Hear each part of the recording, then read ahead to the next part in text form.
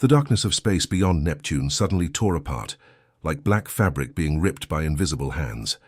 Massive shapes began pushing through the tiers, their hulls so dark they seemed to swallow the distant starlight. One by one, 10,000.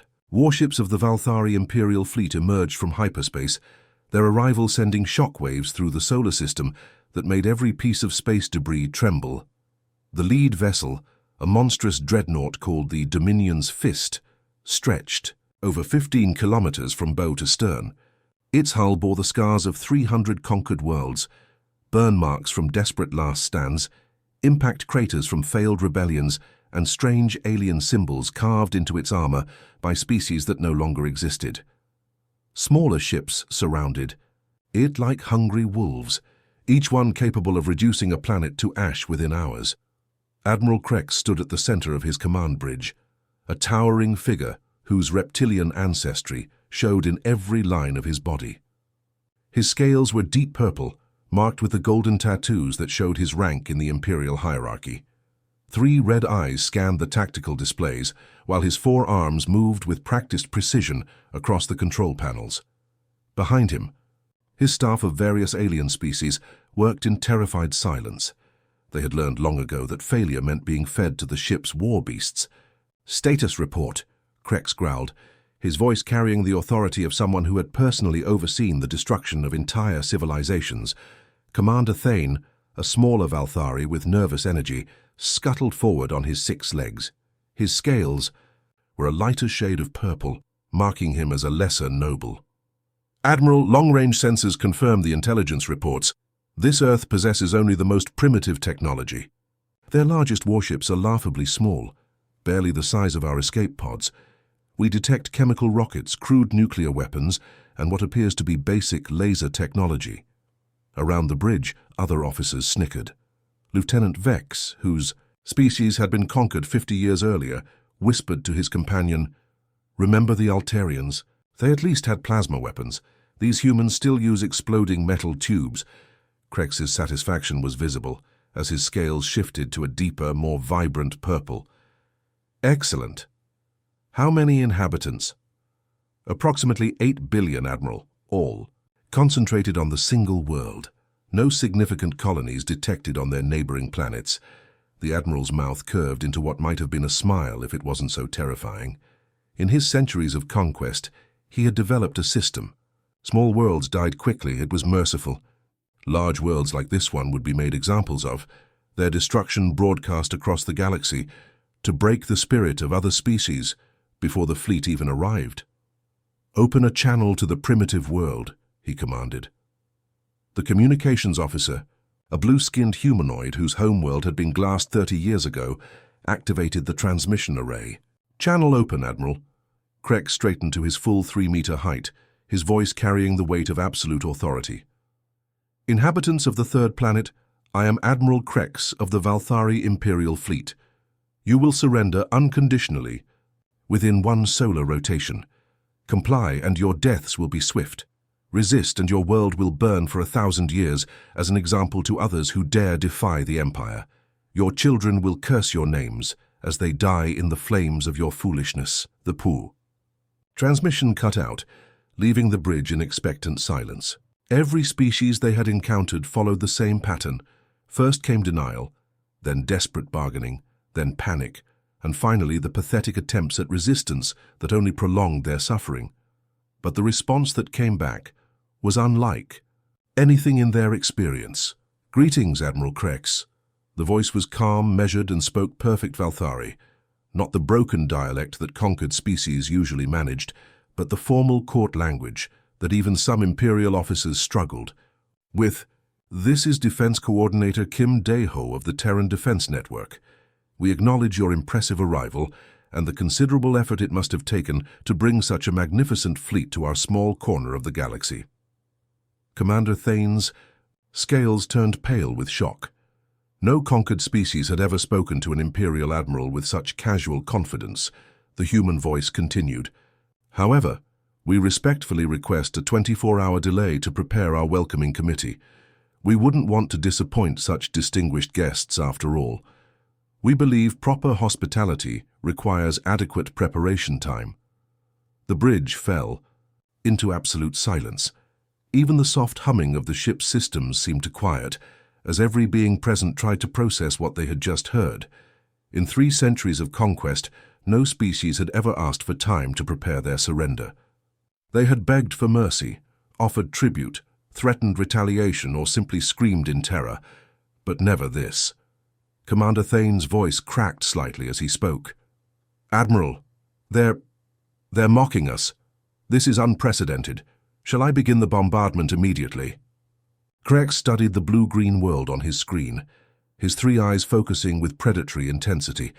The planet looked peaceful, almost defenseless, with its white clouds and vast oceans. Their sensors showed normal energy readings, standard electromagnetic signatures, and no sign of the massive defensive networks that more advanced species usually constructed. Yet something about the human's tone bothered him. In his experience, there were only 2 types of species that spoke with such confidence, those too primitive to understand their situation and those with hidden strength. The humans' technology clearly placed them in the first category, but their manner suggested the second. "No," he said finally, "let the insects prepare their futile resistance. It will make their despair all the sweeter when they realize the hopelessness of their situation." Deep beneath the Rocky Mountains, in a command center that didn't officially exist, Kim Dae-ho closed the communication channel and turned to face his assembled staff. The room hummed with quiet efficiency as dozens of officers coordinated humanity's response to its greatest threat. Colonel Park Min-ho, his weathered face showing the strain of 30 years in military service, looked up from his tactical display. 24 hours? That seems rather generous considering we've been preparing for this moment for the past 60 years. Dae-ho allowed himself a small smile. At 55, he had spent his entire adult life preparing for this day. His father had been part of the team that first detected the Valthari expansion pattern, and his grandfather had helped design the defensive systems that would soon be put to the ultimate test. "We won't need nearly that long," he replied, his fingers dancing across the command console. "Signal all stations. Operation Homecoming is now active. Every defensive platform, every hidden weapon, every sleeper ship. It's time to show these invaders what Earth is really capable of." Around the command center, screens flickered to life showing defensive installations across the solar system. What the Valthari saw as empty space and primitive mining operations was actually the most sophisticated defensive network ever constructed. Humanity had turned their entire solar system into a trap, and the aliens had just walked into it. Park Min-ho grinned as he activated his console. "And Min-ho, make sure Lee So-young's Ghost Fleet is ready. After all these years of preparation, it's finally showtime." Above them, the Valthari fleet continued its approach, confident in their superiority, and completely unaware that they were about to face humanity's true strength. The Valthari fleet moved through space like a deadly storm, their massive ships casting shadows across the inner planets as they began their final approach toward Earth. Admiral Krex stood confidently on his bridge, watching the tactical display with the satisfaction of a hunter who had cornered his prey. His 3 red eyes gleamed as he observed the pathetic human response unfolding before him. From Earth and Mars, small ships began lifting off in what appeared to be complete panic. The vessels were tiny compared to the Imperial fleet, the largest barely reaching 800 meters in length.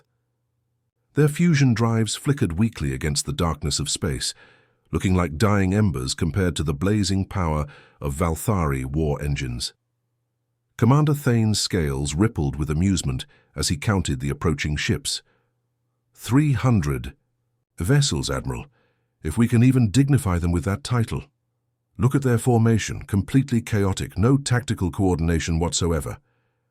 The alien commander zoomed in on one of the approaching ships, its hull scarred and patched like an old cargo hauler.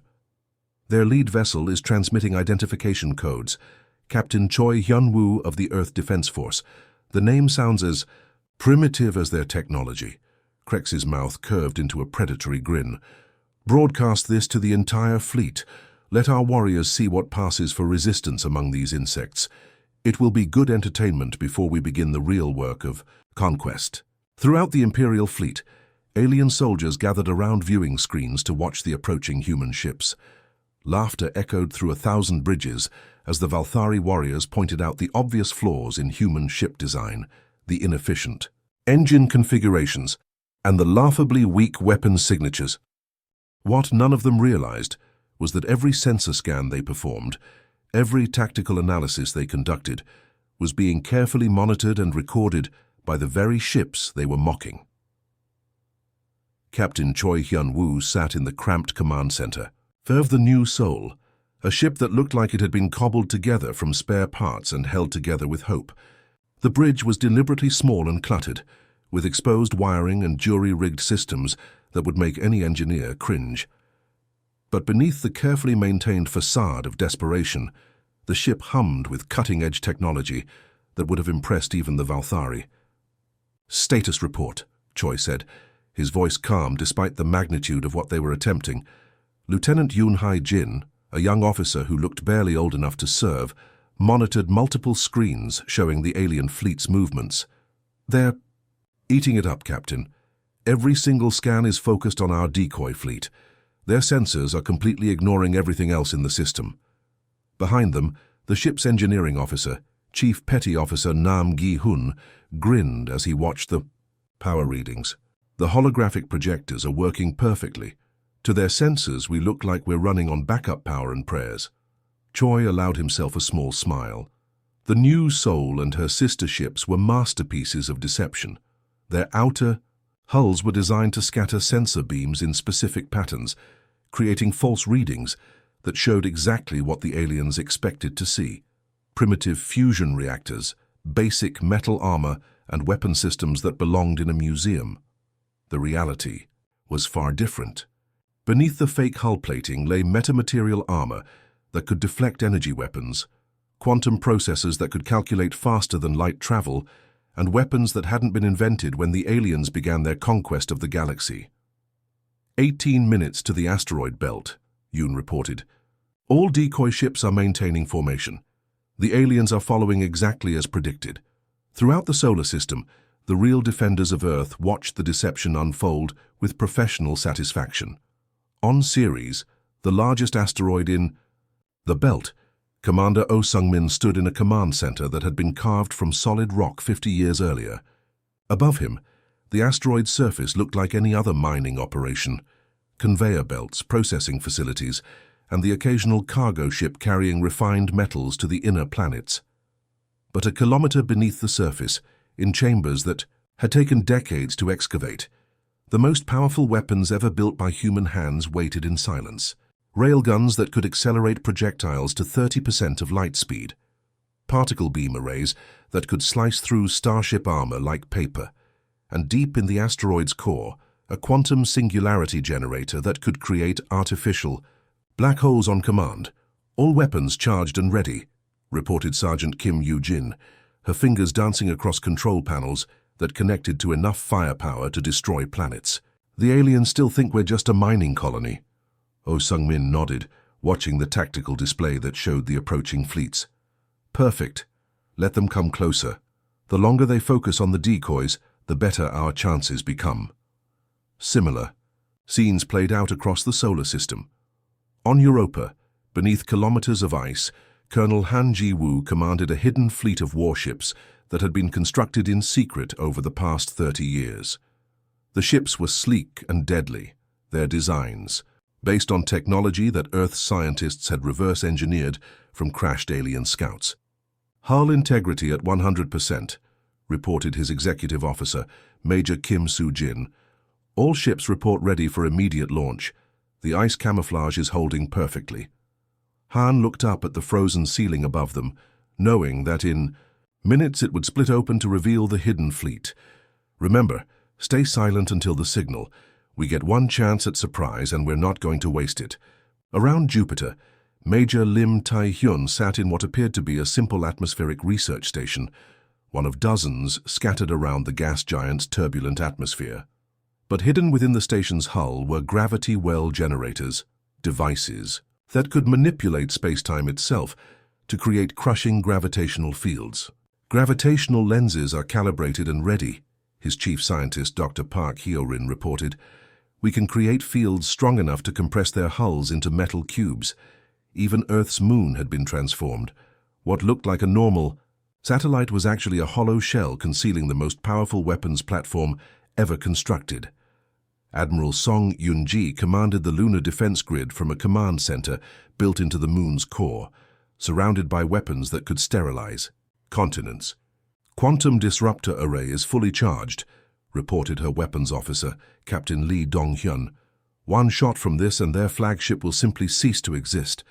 As the Valthari fleet approached the asteroid belt, Admiral Krex felt a slight unease. His predatory instincts, honed by centuries of warfare, detected something wrong with the picture before him. The asteroids looked normal, chunks of rock and metal floating in predictable orbits. But there was something about the energy readings that bothered him. "Thane," he called out, his voice carrying a note of concern. "Run another deep scan on those asteroids. Something feels off." Commander Thane's scales shifted to a nervous yellow. As he complied, "Scanning now, Admiral. I'm detecting minimal energy signatures. Standard mining operations, just as we expected. Nothing that could threaten the fleet." But the scans were being carefully managed by Earth's most advanced artificial intelligence systems. Every sensor beam was analyzed, decoded, and then fed false information that showed exactly what the aliens expected to see. The AI had been studying Valthari technology for decades, learning their scanning patterns and discovering their weaknesses. "Captain, Joy received a priority transmission on a frequency that didn't officially exist. Homecoming lead. This is Homecoming Actual. All stations report ready. The trap is set." He looked around his bridge at the young men and women who had volunteered for this desperate mission. Each of them knew that their small decoy fleet was about to become the most important military formation in human history. "Copy that, Actual. We're in position. 18 minutes to the belt, and they're still following us like hungry sharks." In the depths of space, hidden weapons platforms powered up for the first time in decades. Across the solar system, the greatest military force humanity had ever assembled prepared to reveal itself. The Valthari Empire was about to learn that appearances could be very deceiving. Captain Choi activated his ship's internal communications. "All hands, this is the captain. In 10 minutes, we're going to show these aliens what happens when they threaten Earth. Remember your training, trust, your equipment, and let's give them a welcome they'll never forget." The countdown had begun. The moment Captain Choi received the signal, everything changed in an instant. The asteroid belt, which had seemed like empty space filled with floating rocks just seconds before, suddenly came alive with a terrifying display of hidden power. Ceres, the largest asteroid that the Valthari had dismissed as a simple mining colony, began to crack open along invisible seams. What looked like natural rock formations split apart with mechanical precision, revealing that the entire asteroid was actually a massive weapons platform that had been disguised for decades. The surface peeled back like the petals of a deadly flower, exposing rows upon rows of enormous railgun batteries that had been carved deep into the asteroid's core. Commander Oh Sung-min stood in his underground command center, watching the tactical displays as his weapons came online for the first time in 30 years. Around him, hundreds of technicians worked frantically at their stations, their faces lit by the glow of charging weapon systems. "All batteries report ready," shouted Sergeant Kim Yoo-jin over the noise of humming power generators. "Target acquisition complete. We have clear shots on their entire front line." Oh Sung-min raised his hand, feeling the weight of humanity's survival resting on his shoulders. "Terran defense grid, weapons free, light them up." The first salvo from Ceres was like watching the birth of new stars. Dozens of railgun batteries fired simultaneously, launching projectiles the size of cars at 30% of light speed. The tungsten rounds, heated to thousands of degrees by their incredible velocity, streaked across space like arrows of pure destruction. The Valthari fleet had no time to react. 200 alien warships simply vanished in brilliant flashes of light as the hypersonic projectiles tore through their hulls like paper. The rounds carried so much kinetic energy that they didn't just punch holes in the ships, they completely vaporized everything they touched, turning massive dreadnoughts into expanding clouds of superheated gas. Admiral Krex was thrown to the floor of his bridge as the Dominion's fist shuddered under multiple impacts. Warning alarms screamed throughout the ship as damage reports flooded in from all sections. "Hull breach on decks 12 through 15, screamed his damage control officer. "We've lost main engines 2 and 4. Shields are down to 30%. Commander Thane's scales had turned completely white with terror as he stared at his sensor readings. "Impossible.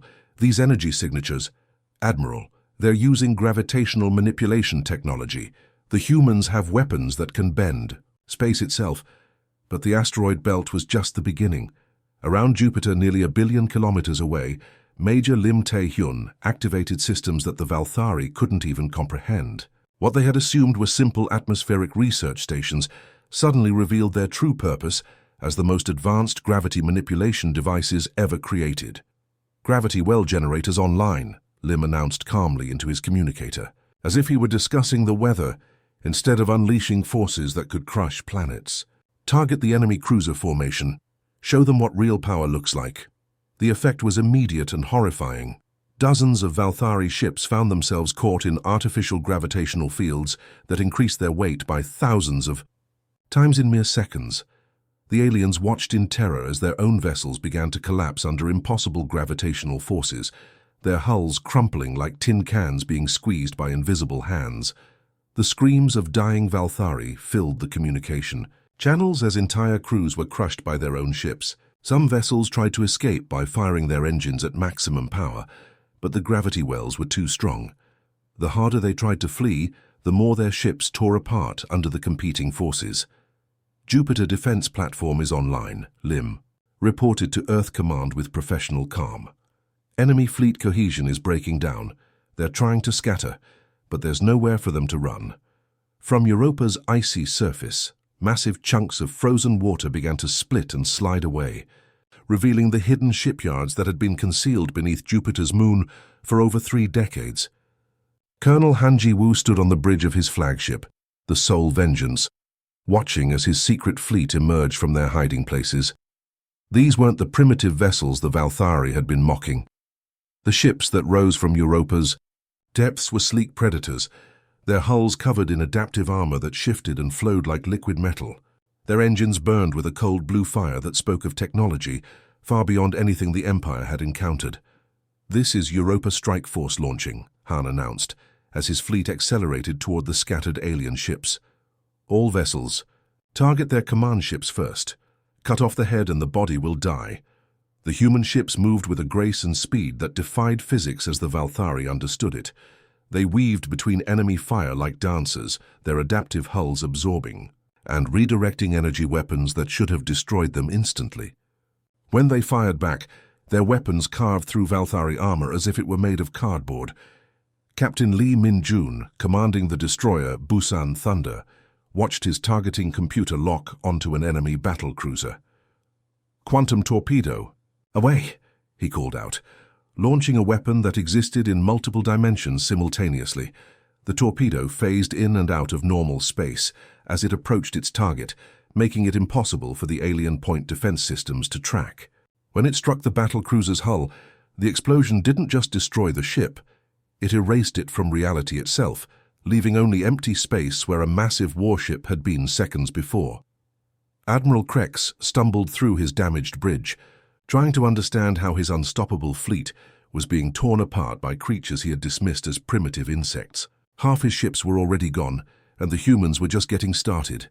"Sir," Commander Thane's voice cracked with absolute panic. "New contact. Something massive is powering up near the 3rd planet." High above Earth, the moon began to change. What had looked like humanity's natural satellite for millions of years suddenly revealed its true nature as the ultimate weapon in Earth's defense network. Admiral Song Yoonji stood in a command center that had been carved from the moon's very core, surrounded by the most advanced technology human science could create. The lunar surface split open along carefully hidden fault lines, revealing weapon systems that made everything else in the battle look like children's toys. Massive energy collectors emerged from the moon's interior, focusing power from across the solar system into a single devastating array. Quantum disruptor array is fully charged, reported Captain Lee Dong-hyun, his voice steady despite the magnitude of what they were about to unleash. We have a clear shot on the enemy flagship. Song nodded, knowing that this moment would determine the fate of not just Earth, but potentially the entire galaxy. Target the Dominion's fist. Let's give Admiral Krex a proper Terran welcome. The T.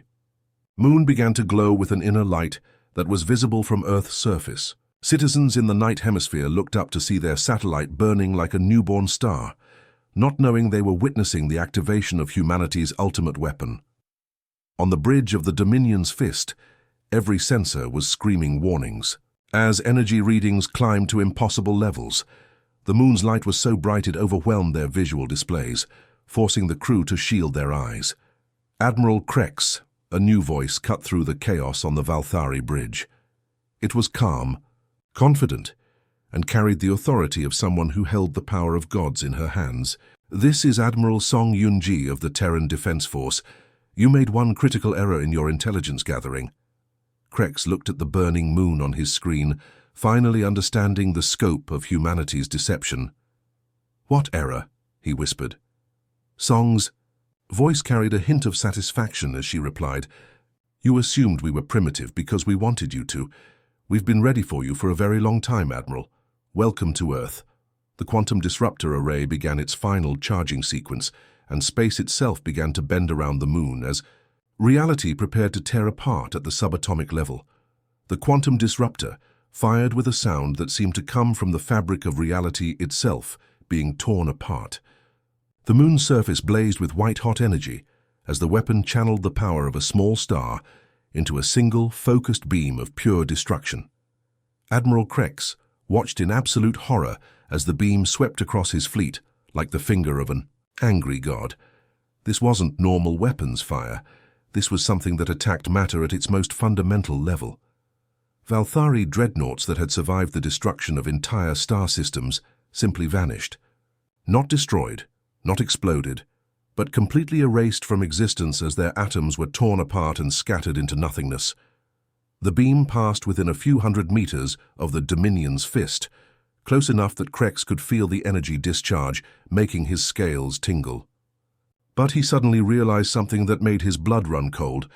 The humans had deliberately missed his flagship. They weren't trying to kill him, they were sending a message. "Damage report!" he screamed over the chaos on his bridge. "Admiral, we've lost contact with the entire 7th Battle Group," his communications officer shouted back. "They're just gone. 37 ships in that formation, and they've completely disappeared from our sensors." In Earth's hidden command center, Defense Coordinator Kim Dae-ho checked his chronometer with the casual air of someone timing a training exercise. 7 minutes and 15 seconds, he announced to his staff. That's how long this engagement has lasted. Rather disappointing, actually. Our wargame simulations predicted the battle would last at least 10 minutes. Colonel Park Min-ho looked up from his tactical display, where red dots representing enemy ships were disappearing at an alarming rate. "The Valthari are tougher than we expected, sir. Some of their ships are still intact." "Barely," Dae-ho replied, watching as the alien fleet, once 10,000 strong, had been reduced to fewer than 100 survivors. "What's the status of the containment field?" Park's fingers danced across his control panel, bringing up a system-wide tactical map. "Hyperspace inhibitors are functioning perfectly. The quantum field generators we installed around the system are creating a barrier that's making faster-than-light travel impossible. They're not going anywhere." The hyperspace inhibitors were one of humanity's greatest achievements. Massive devices hidden throughout the solar system that could create a bubble of altered space-time. Any ship trying to jump to hyperspace would find their drives simply refusing to engage, trapping them in normal space where Earth's weapons could reach them. Captain Choi Hyun-woo, still commanding his decoy fleet, opened a communication channel on all frequencies. His voice was calm and professional, like a police officer making an arrest rather than a warrior in the middle of the greatest space battle in human history. "Attention all Valthari vessels. This is Captain Choi of the Terran. Defense Force, you are completely surrounded and massively outgunned. Surrender immediately, and we guarantee your survival under the Terran War Accords. You have 60 seconds to respond. On the bridge of the Dominion's fist, Commander Thane's voice was barely a whisper. War Accords, Admiral, they have established. War Accords? How is that possible for a species that's never fought a major conflict? Krex stared at the tactical display, trying to process what he was seeing. The humans weren't just defending their world. They were conducting this battle with a level of organization and preparation that suggested decades of planning. Every move they made was calculated. Every weapon placement was perfect. Every tactic was designed to maximize damage, while space around the surviving Valthari ships began to shimmer as new contacts appeared on their sensors. Hundreds, then thousands of ships emerged from hyperspace in perfect formation.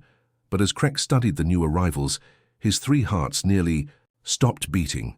These weren't human vessels. The sleek, curved hulls belonged to the Kalari Republic, a species the Empire had been planning to conquer next month.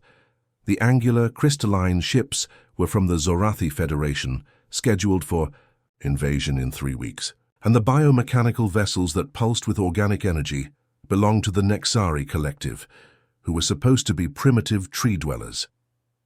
This is impossible, Krex breathed, his voice barely audible over the alarm still blaring throughout. His ship.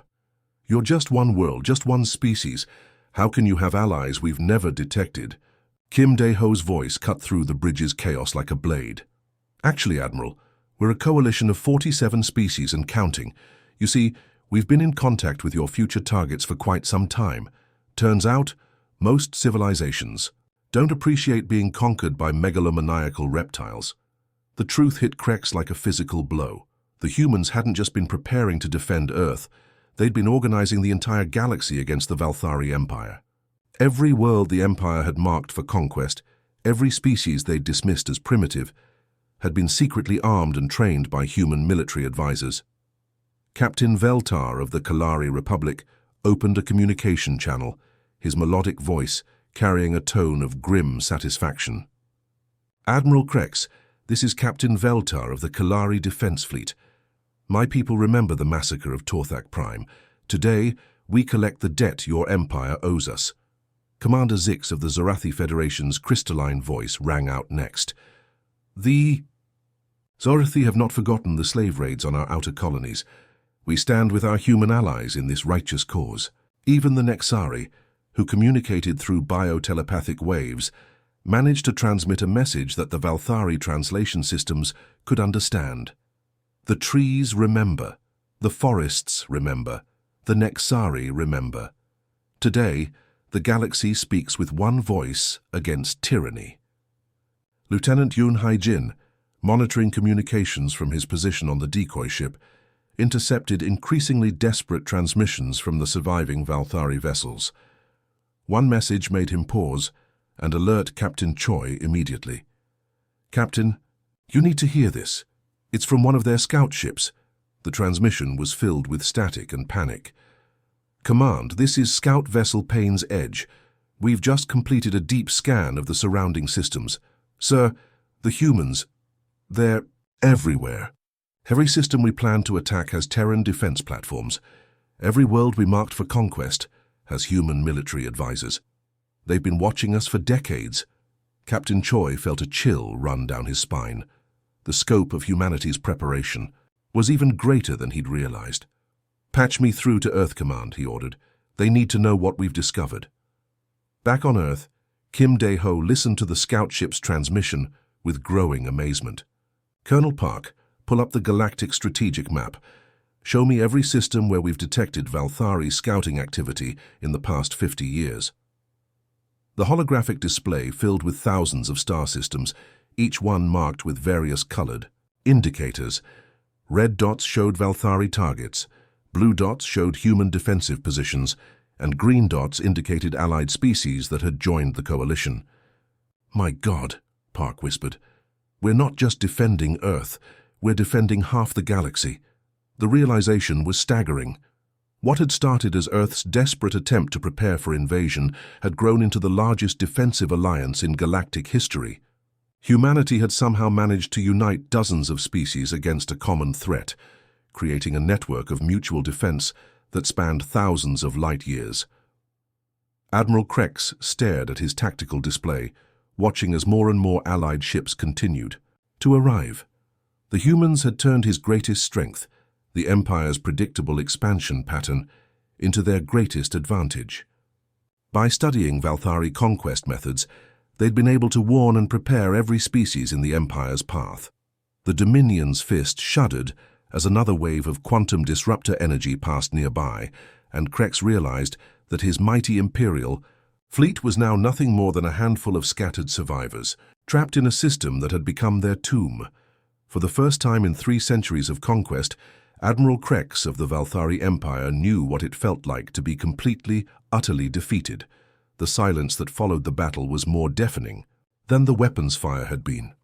In 7 minutes and 23 seconds, the most powerful military force in the galaxy had been reduced to scattered wreckage floating in the cold void of space. The few surviving Valthari ships hung motionless, their crews too stunned to even attempt repairs. A brilliant column of light suddenly materialized on the bridge of the Dominion's fist, and Admiral Krex instinctively reached for his sidearm before stopping himself. The light faded to reveal Admiral Song Yunji, flanked by 6 Terran Marines, whose armor seemed to shift and flow like liquid metal. But what truly shocked Krex was the group that followed them. Standing beside the human admiral were representatives from species across the galaxy. A tall, graceful Kalari with silver skin and luminous eyes, a crystalline Zorathi whose body pulsed with inner light, and a Nexari whose biomechanical implants marked him as a warrior diplomat. Each wore the same insignia, a stylized Earth surrounded by stars with the words Galactic Defense Coalition written in dozens of languages. Admiral Krex, Song said, her voice carrying the authority of someone who had just orchestrated the destruction of an empire. I am Admiral Song Yunji of the Terran Defense Force and current Supreme Commander of Coalition Forces. You are now a prisoner of war under the terms of the Galactic Warfare Convention. Krex's scales had turned a sickly pale color, and his 3 eyes darted between the assembled representatives. Galactic Warfare Convention? That's impossible. There is no galactic government, no unified law. We've made sure of that for centuries. The Kalari representative stepped forward, his melodic voice carrying centuries of suppressed anger. There is now, Admiral. My name is Ambassador Velthis, and I represent 47 species who have chosen cooperation over conquest. Your empire's reign of terror ends today. Colonel Park Min-ho materialized beside Song, having just been transported from Earth's command center. His weathered face showed no mercy as he studied the alien commander who had brought death to so many worlds. Your scouts saw exactly what we wanted them to see, Park said, his voice cutting through Krex's confusion. We've been monitoring your expansion patterns for 200 years, Admiral. Every world you conquered, every species you enslaved, every innocent life you destroyed, we knew about it all, and we prepared. The main screen flickered to life, showing Defense Coordinator Kim Dae-ho broadcasting from Earth's primary command center. But the background behind him revealed something that made Krex's heart skip a beat. Earth wasn't the primitive world they had expected. It was a fortress world that rivaled the greatest military installations in the galaxy. Massive. Orbital platforms surrounded the planet like a protective shell, each one bristling with weapons that could destroy entire fleets. Shipyards stretched across hundreds of kilometers, where vessels far more advanced than anything the Valthari possessed rolled off production lines by the thousands. The planet's surface was dotted with defensive installations that could probably hold off the combined fleets of a dozen empires. The Valthari Empire ends today, Dae-ho announced, his words echoing through the bridge with the finality of a death sentence. Your surviving forces have exactly one choice to make. You can return to your homeworld with a message of peace and an offer to join the galactic community as equals. Or you can remain as our guests while we organize war crimes, tribunals for the genocide of entire species. Commander Thane, who had been silent since the battle ended, finally found his voice. How many worlds, he whispered. How many worlds are part of your coalition? Captain Choi Hyunwoo materialized on the bridge via the same transport technology, but his appearance had changed dramatically. The battered decoy ship uniform was gone, replaced by the crisp dress uniform of a coalition fleet commander. The insignia on his collar marked him as a senior captain, in charge of multiple battle groups. "As of this moment," Choi said, checking a datapad that seemed to update in real time. 312 star systems, with more joining every hour. "It's funny how oppression works, Admiral. The harder you squeeze, the more people slip through your fingers to join the resistance." Lieutenant Yoon Hae-jin stepped forward and activated a holographic projector that filled the center of the bridge with a three-dimensional map of the galaxy. Red dots marked former Valthari territory, while blue indicated coalition space. "What?" Krexor made his blood run cold. The Empire wasn't surrounded. It was completely isolated. Blue dots formed a nearly complete ring around Valthari space, cutting off supply lines, trade routes, and reinforcement corridors. Worse, many of the red dots were flickering and turning blue as he watched, indicating worlds that were actively switching sides. "We've been liberating your conquered worlds for 50 years, explained Major Lim Tae-hyun, who had just arrived via transport from Jupiter's defense platform. "Every species you dismissed as primitive has been quietly joining our alliance. Your empire hasn't been expanding, Admiral. It's been shrinking and you never even noticed." The Zorathi representative, whose crystalline body chimed softly as he moved, added his own revelation. "The Valthari military doctrine relies on fear and isolation. You conquer worlds by making them believe they are alone and helpless. But the humans taught us something your species never understood, that cooperation makes everyone stronger." Admiral Krex looked around the bridge at the faces surrounding him, humans and aliens working together with a level of coordination that spoke of decades of joint training and shared purpose. The technology they displayed was clearly far beyond anything the Empire possessed, but that wasn't what defeated him. It was the realization that these species genuinely trusted and supported each other. "What happens now?" he asked quietly, his voice carrying the weight of a civilization's defeat. Admiral Song's expression softened slightly, showing a compassion that no Valthari commander had ever displayed toward a conquered enemy. "Now, Admiral, you get to make a choice that will determine the fate of your entire species. You can help us establish a lasting peace based on mutual respect and cooperation, or you can watch your empire crumble as every remaining world chooses freedom over oppression." She gestured toward the holographic map, where more red dots were turning blue even as they watched. "Either way, the galaxy is under new management. The age of conquest is over. The age of cooperation has begun." As the Dominion's fist was gently escorted toward Earth by ships from dozens of different species, Admiral Krex finally understood the magnitude of his species' error. They had dismissed humanity as primitive, never imagining that their greatest strength wasn't their technology or their weapons. It was their ability to inspire others, to build bridges between different species, and to make everyone believe that a better future was possible. The Valthari Empire was finished, brought down, not by superior firepower alone, but by something they had never understood: the power of hope, cooperation, and the simple human belief that everyone in the galaxy deserved to be free. In the depths of space, Admiral Krex opened a channel to all remaining Valthari forces scattered across the galaxy. His voice was heavy with the weight of 3 centuries of conquest coming to an end. "All Valthari forces, this is Admiral Krex of the Dominion's Fist. By my authority as Supreme Fleet Commander, I order you to cease all hostile operations immediately. The war is over. We lost. The transmission ended, and with it, the Valthari Empire's reign of terror across the galaxy finally came to an end." The end.